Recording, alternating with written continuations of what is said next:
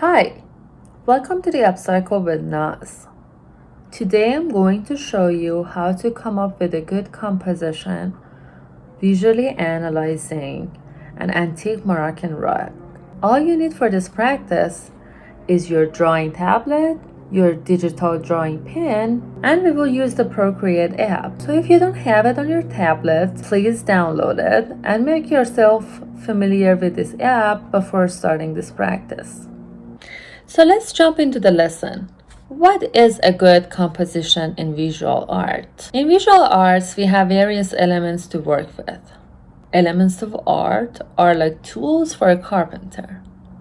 For example, if a carpenter wants to make a table, she might not need all the tools in the toolbox, but she definitely must know what is required to make a table and how to use them. The same thing applies in art. It doesn't matter what type of visual arts you do. If you're a ceramic artist, a metal artist, fiber artist, or painter. Medium of your choice doesn't matter, but you must know how to make a good composition. Our compositions play an important role in how our works are received by our viewer. So let's say you want to make a painting. What tools do you have? A painter has elements of art as her tools. Elements of art are like lines, shapes or forms, textures or marks, space, and sometimes paint. The most important question before starting any work of art, such as painting, is to ask yourself, what is your subject? What kind of message do you want to deliver? What kind of mood do you want your work to have? Answering these kind of questions might help you choosing your tools better. Then you might ask yourself, do I want to make this work just with lines? What kind of lines? Do I use marks and textures? Do I use shapes? And if yes, do I do organic shapes or geometric or a mixture of both? Regardless of how many elements of art you use to make a painting, you must know how to make a good composition. Composition is the arrangement of the elements within the space. The positioning and arrangement of elements within a work affect how a viewer interacts with art that we created. The possibilities are endless.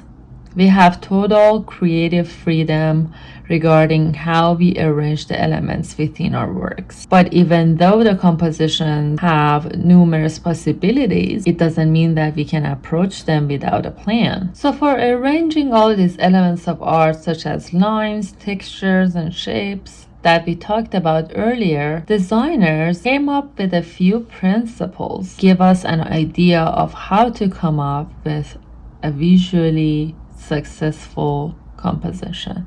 Balance, proportions, movement and rhythm, emphasis, and variety, harmony, and unity are some of those basic principles. In this lesson, I'm going to show you how to practice developing a good composition by analyzing a master's work. I came up with these two mural compositions doing the same practice. I'm both trained as an artist and a designer, so I keep practicing all of these on a daily. One of my favorite practices is to analyze antique rugs and pottery patterns compositions. I chose Moroccan rugs because, in my opinion, they have such a smart design technique. They make the most beautiful and complicated looking compositions with the most basic shapes and alternating colors.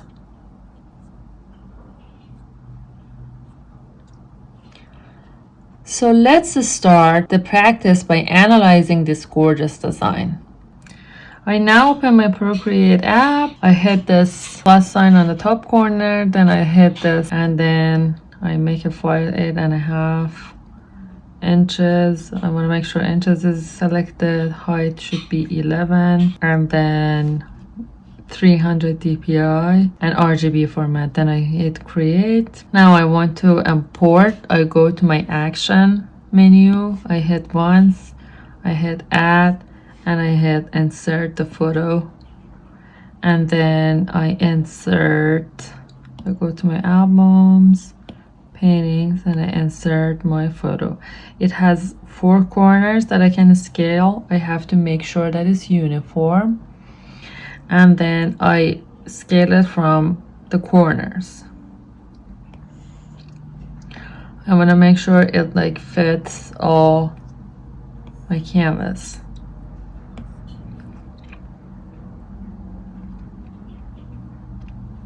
Like this, and by doing this you can zoom in and zoom out, so you can redo it by hitting this symbol. Again, I prefer to make it a little bit, just tiny bit bigger. Now that I'm happy, I hit that again. Then I go to my layer option. I want to change the opacity. I use my fingers, index and middle finger, tap once, bring the opacity to almost like 50%. Then I want to go to the action, to the canvas, and I want to turn on the drawing guide. You can edit the drawing guide by opacity. You can change the opacity of it.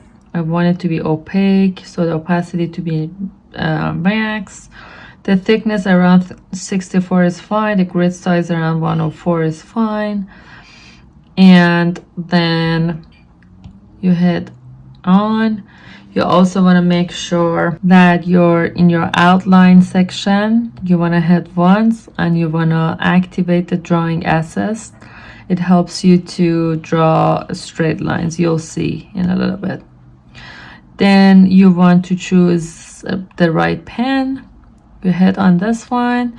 I want like an inking pen that is round and basic, so I choose the first one, and then I can change the, as you can see here, the size of my pen. I want it to be around 10, opacity max, and then I think I'm ready to draw. So let's see how the master behind this really arranged her elements.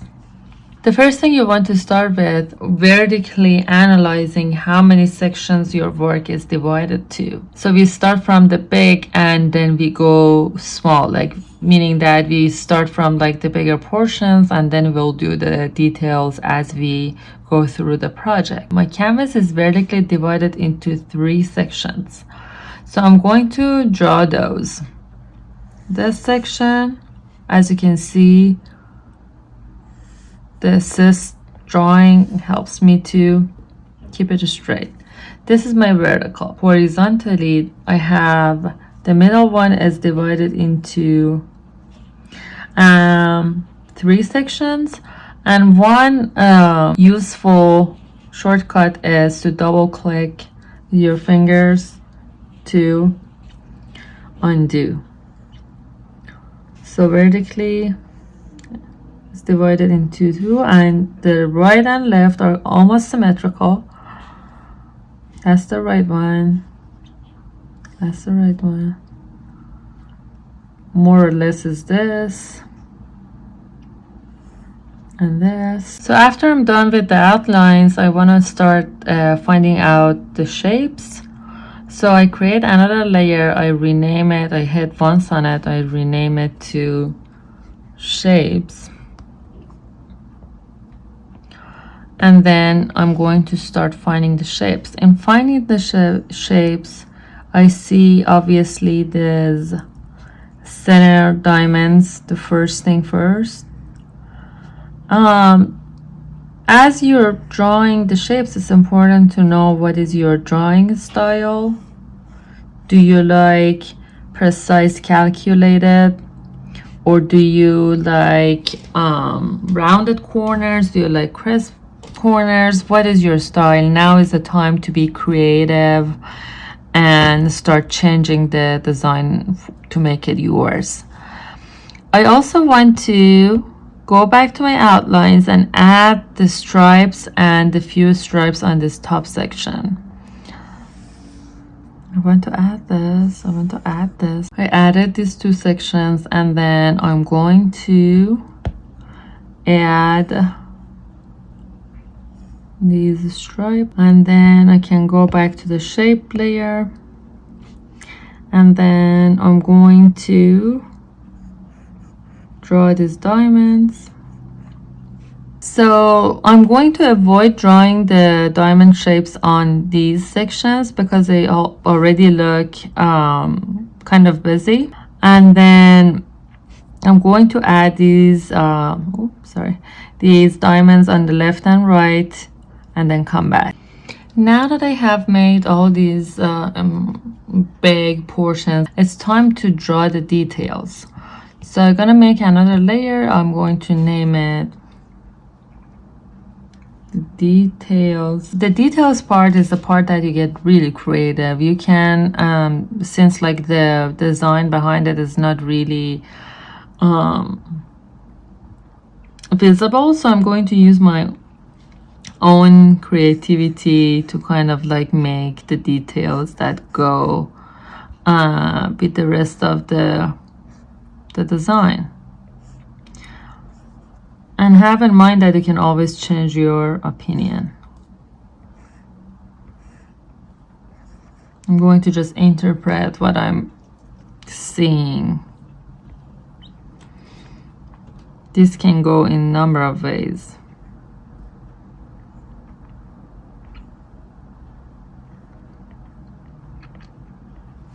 So as you can see, I added some details. Going to zoom in for you guys to see. I added some cells in my grid. You can interpret it in a number of ways. Now that I added all these details, it's time to reveal to see how our design went. So I go to the layer and I turn off, and then I go to the canvas and I turn off the drawing assist, and then I can see if I like my design or not. There's no right or wrong. You can't do it wrong. Just like you can see if you still need, for example, I might still need to add something here or not. I'm happy at this stage with the overall feel of this. As I said, this can go in a number of ways because like you start to interpret the details. The structure is almost the same, but like the details are different.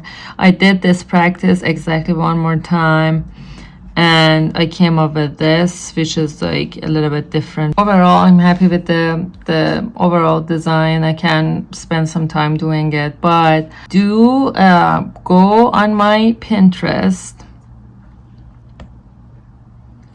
and my handle is Nazi Artist. Nazi Artist is my handle, and then I have a board just for all these Moroccan rugs that I found.